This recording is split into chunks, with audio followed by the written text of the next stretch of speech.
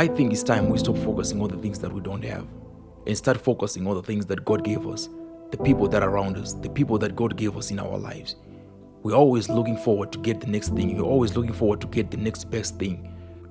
We always have our eyes on the things that we don't have. We always set goals for the next big thing, for the next this and that. And we neglect all the things that God is doing in our lives. We don't see the blessings God is giving us in our lives. We're always crying for the next thing. We always have goals.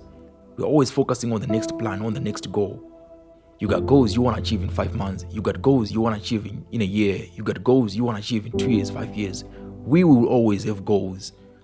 I think it's time we start focusing on the things that God gave us. You're always thinking, my life would be better if I had this thing. My life would be at this level if I had this thing. Everything that you have in your life right now, God gave you for a reason.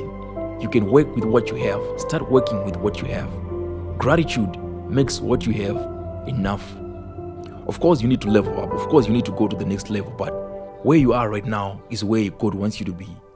God doesn't have a problem with you getting what you want. But remember, there are times when you used to pray for all the things that you have right now. Now that you have those things, you no longer have time for gratitude. You're always looking forward to the next thing. We will always want the next best thing in our life. But it's important to find time and space in our lives to be satisfied with what we have.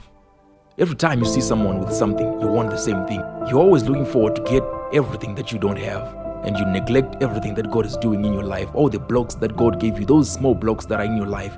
God wants you to build something that is huge using those small blocks. Don't always try to get the next big thing. Don't always focus on meeting new people. Don't always focus on meeting those people in high places.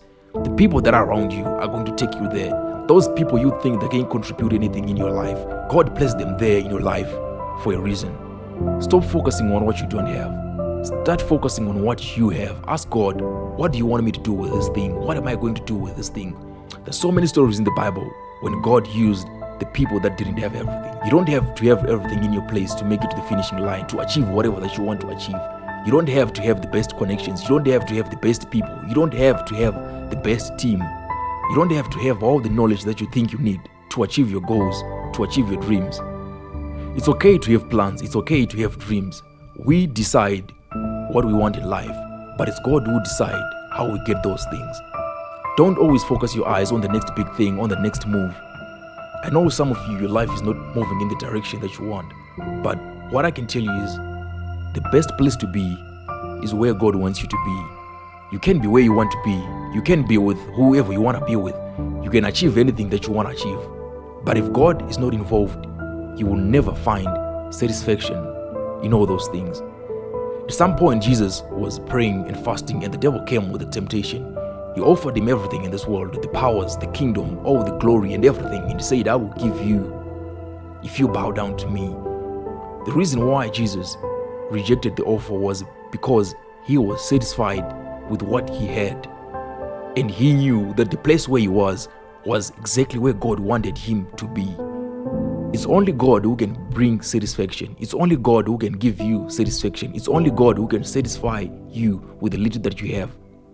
You can gain everything in the whole world and still not get satisfied.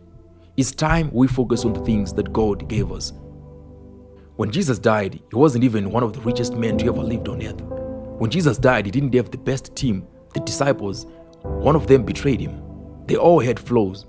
You don't have to have everything figured out to be satisfied in life. You can be satisfied with the little that you have.